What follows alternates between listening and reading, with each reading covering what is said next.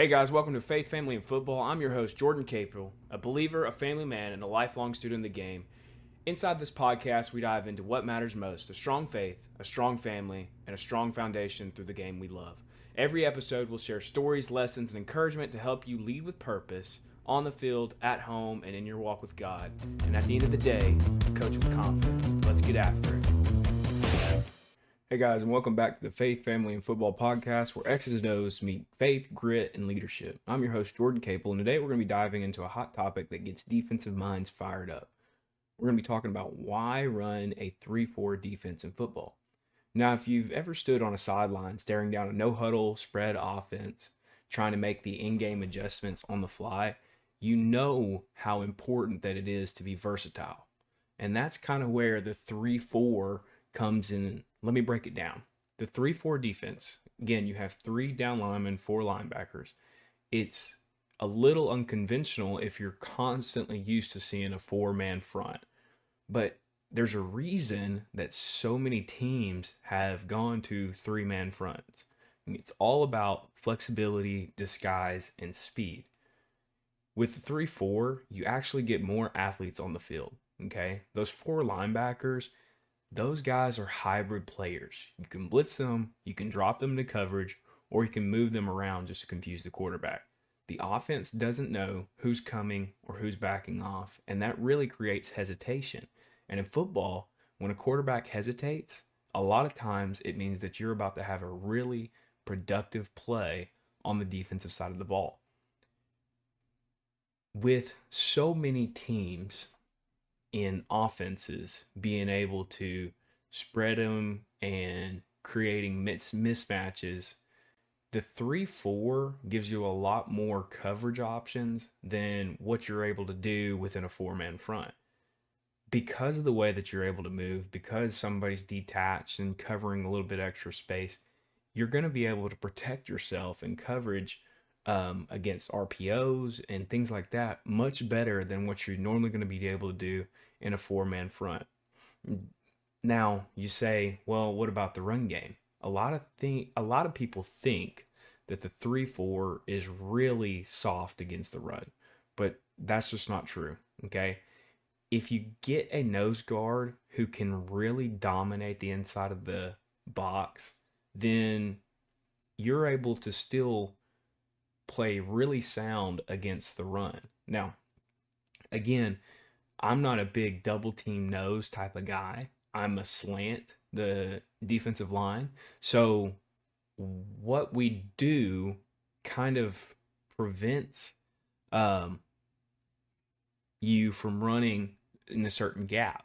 Now, a lot of teams that teach double team with a nose, if I have a big nose and he can eat up double teams, that's awesome. But in high school, you're not going to be guaranteed to have that year after year after year. So you have to be able to adapt your system to what you have coming in for the next season. All right. And so really, whether you're a high school coach looking to maximize the talent or you're just trying to build a defense with versatility and agility, the 3-4 is probably going to be something that's worth looking into. Okay. Because in the next slide, right, I'm going to talk a little bit about why I swapped over to the 3-4. And what might shock you is that I didn't work in a 3-4 defense a majority of my career. All right. Most of my defensive coaching experience has actually been within 4-man fronts. All right. I worked within a program that based out of a 4-3, 4-2 hybrid. And we were 4 down over 95% of the time in the span of nearly 6 years. And actually in that time, we were winning state championships within the 4-man system, and we were making deep runs in the playoffs. And so that really probably brings up the question, why switch, right? If you're having this type of success in a 4-man front, why switch? Okay. Well, as you begin to go deeper into the playoffs and you kind of get out of your normal conference schedule, you find that people do a lot of different things to make you line up incorrectly or just trying to overload one side of the ball. And as you begin to see that more and more, it becomes much more advantageous to have guys that can quickly adjust while keeping your box integrity. And when you're going into a four-man front, you have to move the line, right? The line shifts. And a lot of times when the line doesn't shift correctly, it creates holes, all right? And what I started doing is trying to figure out how can I line up with these three guys and allow the four people standing up to make corrections based off of that. And so as you begin to see more and more of the funky formations, it becomes more advantageous to have a base defense that allows you to shut down any style of offense. And me personally, I like playing with two high safeties for most of my downs. I like to have two high shell, and I don't like teams forcing me, I should say quotations, forcing me into a one high look. A lot of teams are just doing that to try and get you in a single high safety look. And so by doing adjustments in a three-man front, I have the ability to move pieces that are already standing up to come help in situations where in a four-man front, you might possibly have a hole or be forced into a one high safety look, even though I don't like it. And so really, it just allowed that versatility when it came to game planning. It's like you start scheming it up. You're like, man, the three-man front can work against this. It could work against this. It could work against this. And over time, as I began researching more and more and became more comfortable with the three-man front, I just began to fall in love with it more and more. And now, there are 5 main reasons that I really enjoy working in a three-man front. Okay? Number 1, angles. All right? The angles within the defense make it hard to block. So, if you have a nose straight in your face and you have to snap the ball then block, it is a very difficult job to do. Now, centers who are experienced, who've played multiple snaps, they may not have a problem with it. But think about the younger centers, okay, in your program. Are they able to do it? Are they able to snap and then step correctly and win the gap? And if you're being honest with yourself, a lot of times the answer is no when you're talking about young, inexperienced centers.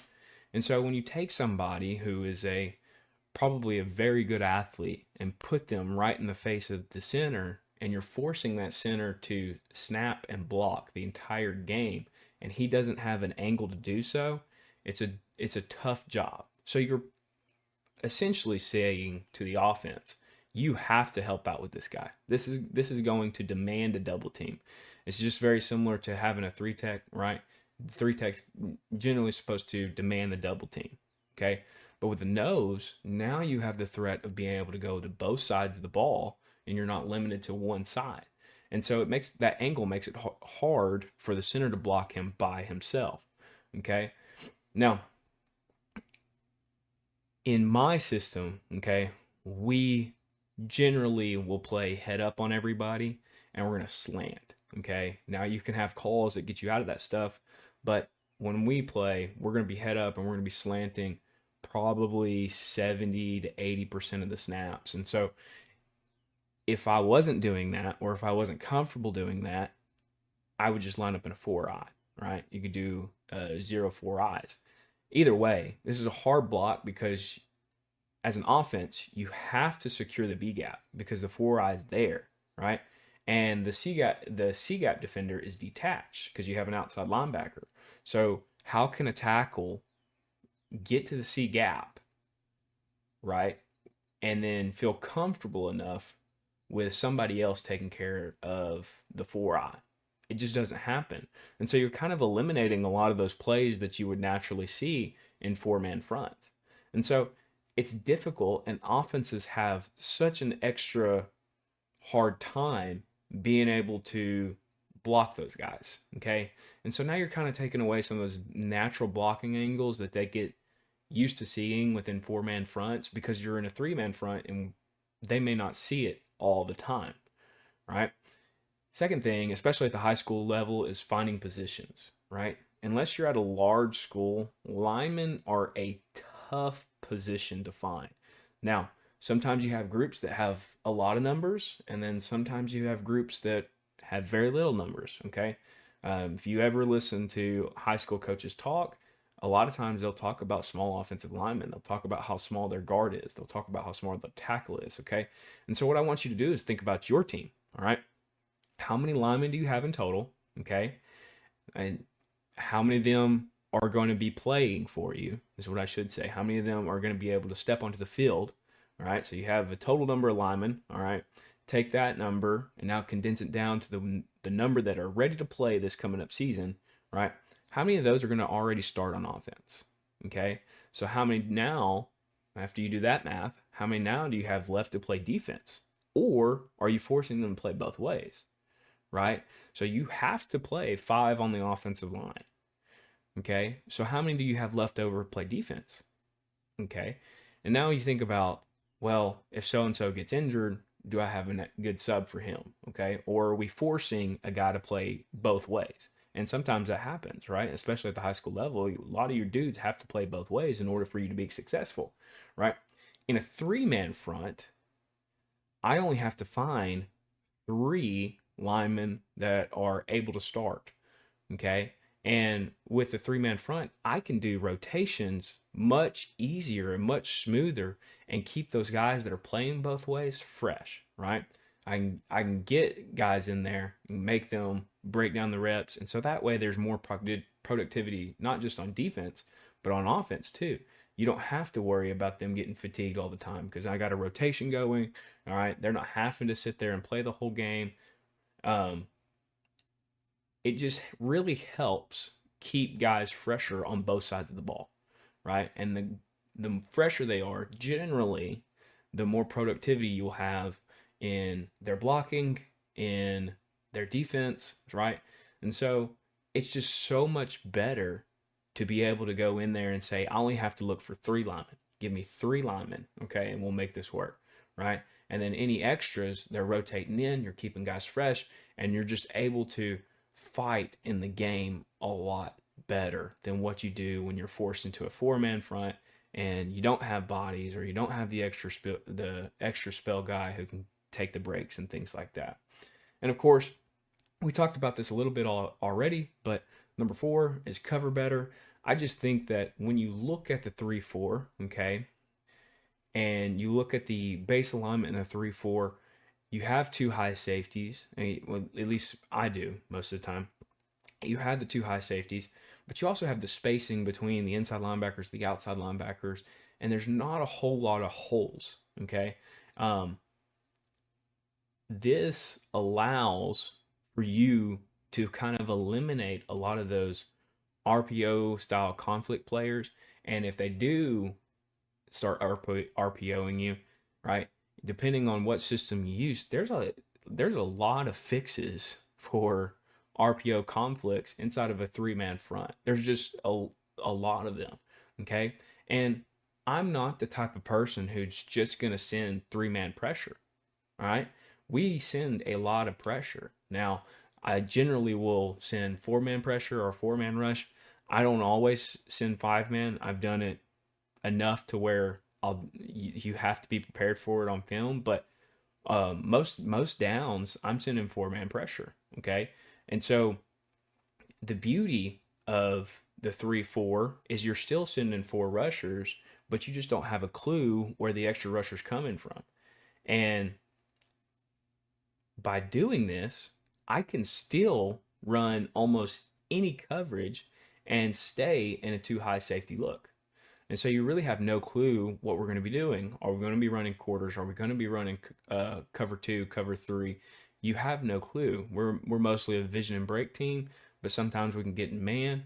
And so we're going to be sending pressure, but our coverage rules are always sound because we're not sending somebody who creates a hole all the time. And if we do, I have enough bodies to where we can spin down, replace him, or the corner can absorb his spot and the safety can play over the top. There's just a lot of fixes within the 3-4 system where you might have limitations in a 4-man front because you're sending 5 instead of 4 if you're blitzing a backer.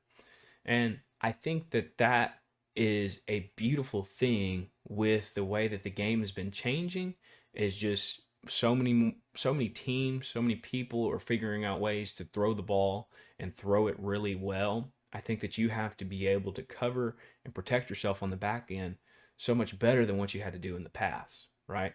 Your greatest passing threat is no longer just tight end waggle. Okay, that is a beautiful pass play, and you got to be able to defend it against a lot of teams. But that's not the only pass play anymore. Like if you can see an offense, and that's not the only thing that they run anymore. And so now you have to be able to week by week be prepared to play against different passing teams and passing schemes while maintaining your box integrity, your coverage integrity, and just getting your kids to play it efficient enough week in and week out to where you're not having a crippling defense when you're sending pressure. And so that kind of bleeds over into the last point is pressure. And this is really a combination of everything above, okay? Um, I think that, you know, if you're looking at the 3-4, okay, you have to be willing to send pressure. You have to. You're not going to be able to get a lot of productivity with a 3-man rush all the time, okay? And I enjoy sending pressure, which kind of led me to do this, okay? I like sending pressure. I don't like sending 5 men very much, but I do like sending 4 men. And so in the 3-4 system, I can send a linebacker and still have 7 dudes who are getting their reads and going to the play while the other 4 are executing the blitz. The pressure packages and the ability to send pressure is unmatched when you compare them to a 4-man front. Okay, if we go back to those angles, I have outside linebackers, inside linebackers, and I can send 2 of those guys at the same time, and I only have to spin down and replace the outside linebacker and make sure that we still maintain force. And I think that when you begin to really investigate the beauty of the blitzes that can happen within the 3-man front, you begin to appreciate it so much more. And you figure out how much more difficult it is when you have to defend against it, because now you're really testing the offensive line rules. Okay, they're so used to seeing 4-man fronts, and this guy's going to anchor the C gap, this guy's going to anchor the B gap, and when you begin to stunt and do those things more consistently, right, it makes it very challenging for those teams that are just in ruts of seeing the same defense, the same scheme, and now all of a sudden you've totally tested their rules. A lot of offensive linemen can't keep up with that. Okay, and so when you start doing that and you start learning about it, it really becomes so much easier to kind of see it overall. And I kind of forgot one of the points in there. I got ahead of myself. So let's jump up at part number 3. Easy fronts. Okay. This is a beautiful thing as well. So it kind of ties it into it all. But you are able to get in almost any front look you want within a base 3-4 defense. So I can have a single call. Okay. Say single call that gets me into a 4-3 look, a 4-2 look, or a 5-2 look. And those are one-word calls, and it doesn't change anything for the defense. And you say, well, how is that possible? Well, it's really just built within blitz packages. So I can call, an outside linebacker blitz and tag show, all right? And so instead of blitzing right then, right, they go show. Well, if I call an outside linebacker blitz and they tag show, well, the line shifts the gap that they're slanting to, and all of a sudden I have a 4-man front. Now it's a 4-2, okay? Or sometimes it's a 4-3. If I send an inside linebacker boom and I tag show, now we look like we're in a 4-3. Is it executed the same, or the rules the same as a base 4-3 read defense? Is it the same as what we were coaching when we went to the state championship? The answer is no, but you're having that shift, right? You're eliminating gaps. Everyone who stays knows who their read is, and they're able to play and fit the same way, okay? But the beautiful thing is that if I don't like a package, okay, if they give me something funky, I'm like, oh, I wish we were in a 4-man front here, or XYZ, okay, well then you tag it, and now you're in a 4-man front look. Everybody's been assigned a gap because the blitz rules remain the same, and boom, you're ready to go. Now, again, is that something that you want to live in down after down after down? Probably not. Okay. If I get in a situation where we have to roll down because of a tight end or something, and we have to go over there and get them, and my outside linebacker just can't handle the tight end, I'm probably going to take a bigger body and just tell him, hey, you're responsible for the tight end, but everybody else's rules stay the same. And then that's kind of the beautiful thing about the 3-4 is it's not always a complicated fix. It's just getting somebody in there that can do the job. And when you begin to see that and you begin to watch film and say, hey, we can line up to this in the 3-4, we can line up to this in the 3-4, and all the rules can remain the same, it just becomes easier for your defense week after week, and they're able to play faster, they're able to cover better, and you just begin to see all these benefits within your program. And I think that's just a really beautiful thing. And so here in just a minute, we're going to take a short break, but I want to go over some of the base blitzes that we use within the 3-4 system, why I love it, and just kind of talk a little bit on chalk about why we run the 3-4 and the benefits that I see from it. So make sure you stay around. I'll see you in a little bit. Hey coach, real quick, if you're getting value from this episode, I've got a small favor to ask. Take a second and share this video with another coach who could use a little extra encouragement today. Whether it's a teammate, someone in your district, or even a coach you look up to, pass it along. The mission here is to help build coaches up just like you, and it starts by spreading the word. So hit that share button, send it to a friend, and let's keep making an impact together. Thanks for being part of the team. Welcome back, guys. So if you're watching this, you have a chalkboard in front of you that's got the base 3-4 alignment versus doubles. I just wanted to get on here and talk a little bit about how we might be able to maintain coverage integrity while also sending pressure, and how that looks differently than what you would see in a forefront.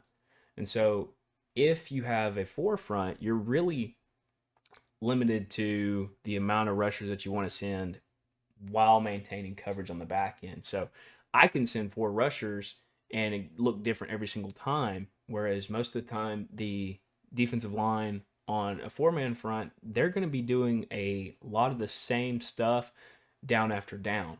And when you begin to see that as an offensive line coach, it becomes easy to kind of get complacent because you're playing 4-man team after 4-man team after 4-man team.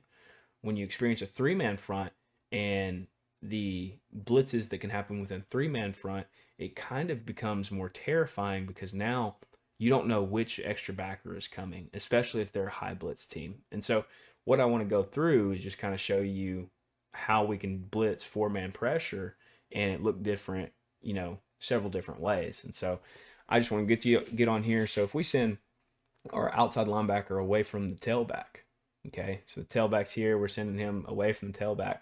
I can pinch the defensive line, which means my defensive ends are going to go inside. My nose is, he's going to follow his rule. So you can say away from the tailback to the tailback. It doesn't really matter. And now we only have one open A gap. Okay. So we have what would generally be a free escaping linebacker. So now he doesn't have any gap responsibility. He's just with flow. And then one backer on the backside has a gap. So it's a super simple way. And if we flip the play, we basically get to pinch the same way. The nose can slant the different way. It doesn't really matter. It just, you have to figure out a base and what works best for you. And then you have a whole different play backside now.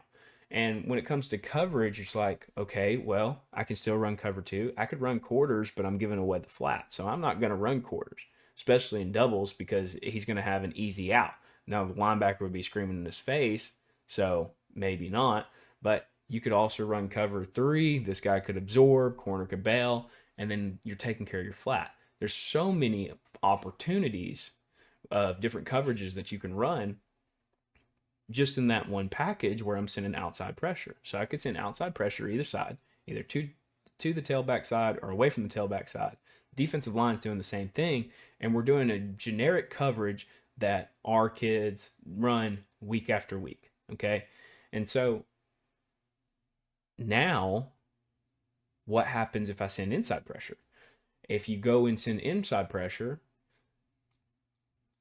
so we have generic 4-2 blitz. We could go, let's say, Astro call, which would be A gap blitz. All right. And so we go Mike Astro. Let's pretend that this is the Mike.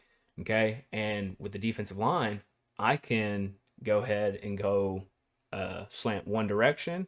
So let's say we slant here. Boom, boom. If I wanted to pinch again, I could pinch again, and the nose would just get a Ricky or a Lucky call, tell him right or left, doesn't matter. Okay. And then the Astro guy would fit off him. So now I have a 4-man rusher, looks different. Okay. The beautiful thing about this, or this front, is it's very easy to cross blitz it. And so what I mean by that is that the Mike and the nose can swap. And so it looks something more like this. Mike is going to go to opposite A gap, and we could pinch these guys. Again, look at that. Boom, boom. All of the inside gaps are canceled out. The inside linebacker now has no gap responsibility. He's simply reading flow. Your outside linebacker is playing force, and your safeties are playing fill and replace. So it's a very easy way to blitz and play sound coverages, right? If I send an inside linebacker in a 4-3, now I have no middle defender unless the safety rolls down and places the middle hole. Now you know I'm going to play cover 3, all right?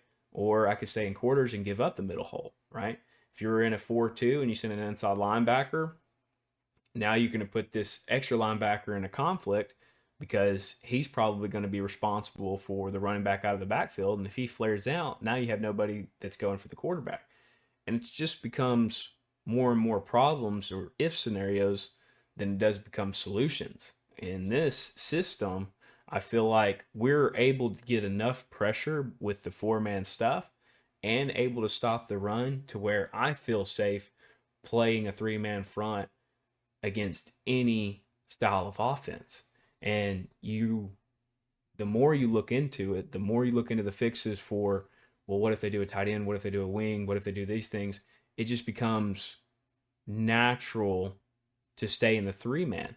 And if at any point I want to give a different look, well, now I just give a show call and we're blitzing, but instead of blitzing after the play, we're going to stem to it before the snap. I'm going to show the linebacker coming and we look like a 4-man front. And the only difference is now that backer's going, he knows that he's no longer a force player. He's going to play it like a spill player because the safety a lot of times is going to be absorbing for him, just depending on which blitz we do, okay, or if there's somebody out there to maintain the force. And you just have to be able to give those if and then scenarios and be able to line up and get your kids to be able to play fast. And when they can play fast, they're so much more productive than when they're constantly thinking things over, or if they're constantly changing their scheme week by week. Like some weeks they're in the 3 front, some weeks they're in the 4 front, some weeks they're, doing this or that. If the rules stay the same, and if I can blitz the same week by week, I just change my tendencies or whatever it is, then the kids can play faster because they're more comfortable, and they've been doing it since the spring. They've been doing it in the offseason. They've been doing it since last year, and that repetitiveness begins to pay off with their play. So that's just some simple things that I wanted to talk about with you. I'm going to take another quick short little break. We're going to wrap it up and talk about my advice for young coaches and things that I think can help you within your coaching journey. Coach, if you're looking to take your defense to the next level, I've got something special for you. I've just released my Dynamic 3-4 defensive playbook. This is a PDF full of blitz packages, coverage adjustments, run fits, and coaching tips that you can install immediately, whether you're facing spread teams or power-heavy offenses. This playbook gives you the flexibility and aggressiveness you need to succeed. So if you're serious about shutting teams down and confusing quarterbacks, head over to SidelineSuccessAcademy.com and grab your copy of the Dynamic 3-4 playbook. Now let's get back to our original episode. Hey guys, welcome back. In this part of the episode, we're going to be discussing some things that I want to suggest for young coaches, things that I feel can help you go a long way in the coaching industry. And these are things that can be simple to do, apply to any sport, and just help you to become the best possible coach that you can be. So we're going to talk about the 3 necessities. These are going to be focused on being patient, working hard, and then of course finding good coaches. Number 1 is being patient. Understand that your first job is not going to be your dream job, okay? And so whatever it may be, right? you're probably not going to be a head coach your first go, okay? You probably won't even be calling plays, and you may not even be coaching varsity. That's okay, right? You have to be okay with that. You have to be patient, allow yourself to gain experience and exposure within the sport, and then those types of jobs will naturally come to you over time as you get more experience and more comfortable with the sport. People will begin calling you, people will begin knowing your name. Those things will happen, but you have to give them time. And in my opinion, it is so much better to gain experience of every aspect of running a sports program before getting handed the head coaching job, right? You need to know how to handle money. You need to know how to maintain the equipment, order new equipment, take care of the paperwork. And all that stuff takes time. And if it's not done correctly, it can really kill the program. And so you have to learn those things, get comfortable with those things before you really want to step in too early and take the job.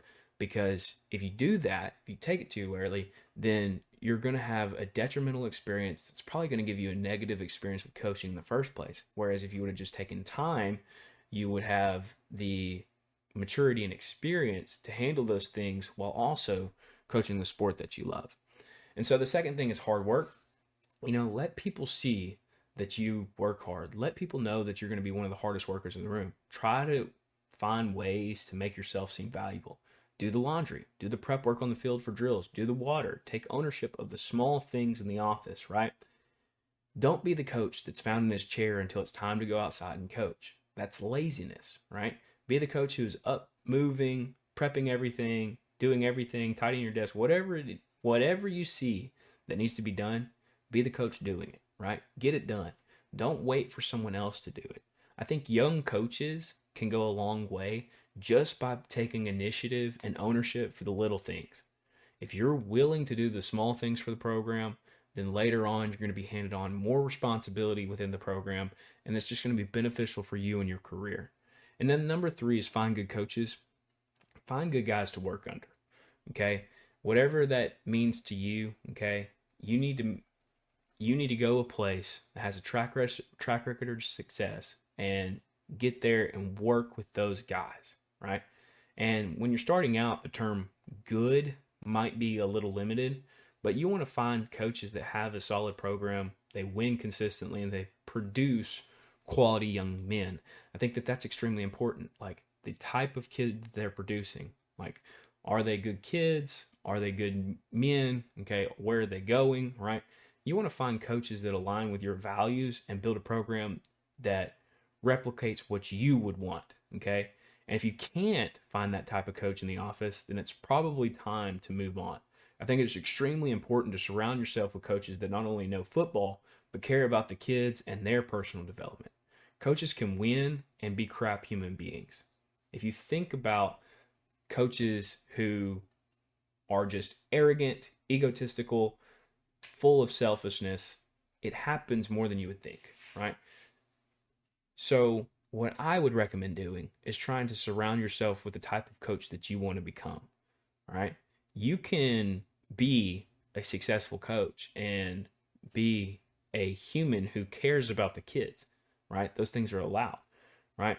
So make sure that you find that type of coach. And if you can't find that type of coach, try and find somebody on social media, somebody that you resonate with, and just get in touch with them, build a relationship that way. I have coaches that have moved on to different parts of the state, moved on to totally different states, and we still maintain that type of relationship. We call each other, we text each other, we check in, and your network is not always just limited to your area code. And you, especially in today's generation, like you have so many avenues of communication through your social media, through your phone, that you're no longer limited by your area code. So get out there, build those relationships, and really focus on becoming the best possible coach that you can be and what that means to you.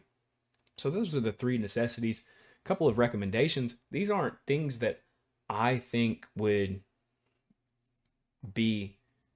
are necessary to be successful, but these are things that I would do as a young coach, all right? And so number 1 is travel, being able to move. If you are a young, unmarried coach, I highly suggest you travel. Get out there, explore your state, go to different areas, get to know coaches, build 2 years here, 3 years here, 1 year here, do your little journey and be willing to put yourself out there, right? I think there's a beauty to that. Like I joke all the time. I tell coaches now, like if I went back in the game and I was single, unmarried man, I'd buy a camper and I would just go and I would move to different parts of the state. Boom, boom, boom. Right? I would do my little journey, right? But I came into the career as a married man, which really kind of limits you to the traveling because it just doesn't affect me.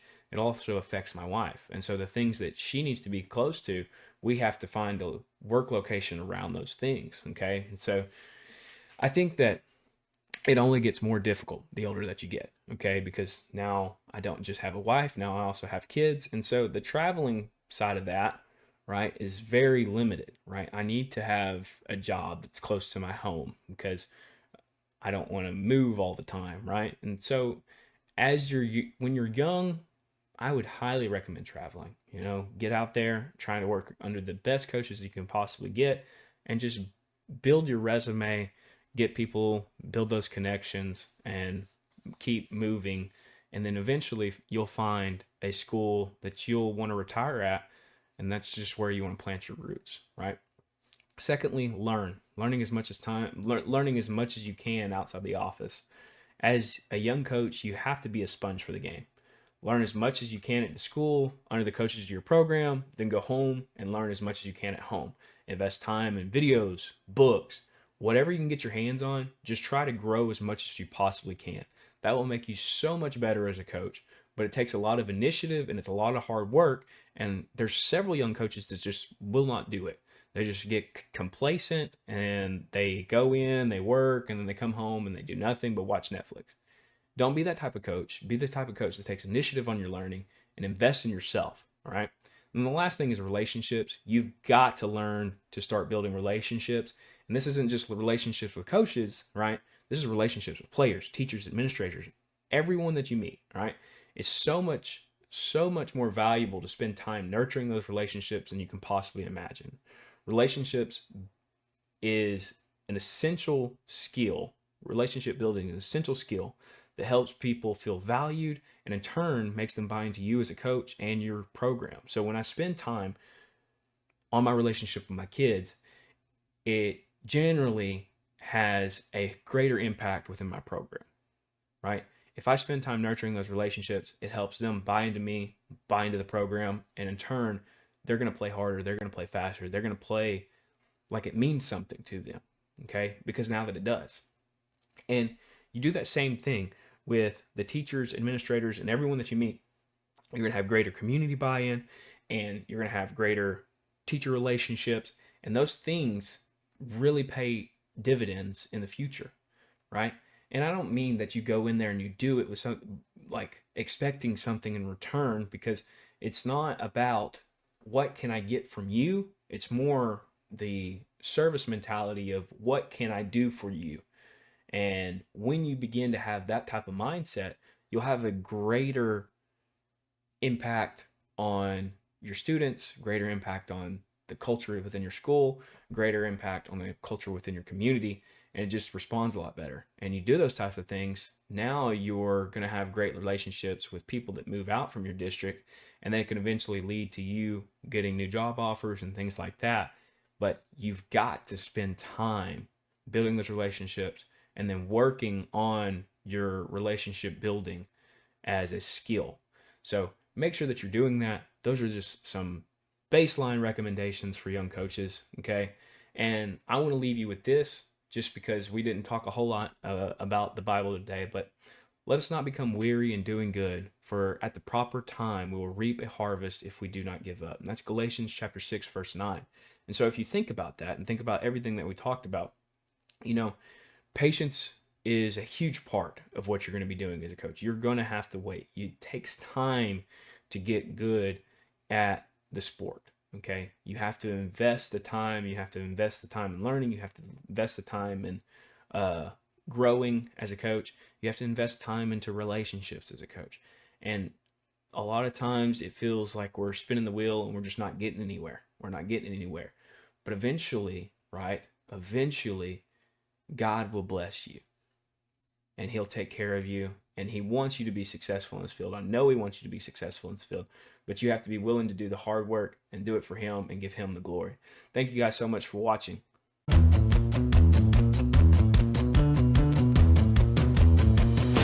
Thanks for joining us on today's episode of Faith, Family, and Football. If you got value from this episode, make sure to subscribe so that you never miss a new drop. And don't forget, head over to sidelinesuccessacademy.com to grab your free ebook, The 10 Things to Know Before You Start Coaching. And this applies to all coaches.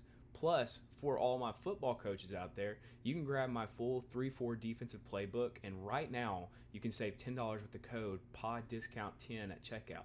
Again, that's PODDISCOUNT10. Thanks for hanging out with me. Stay strong in your faith, lead your family, and coach with confidence. Catch you next time.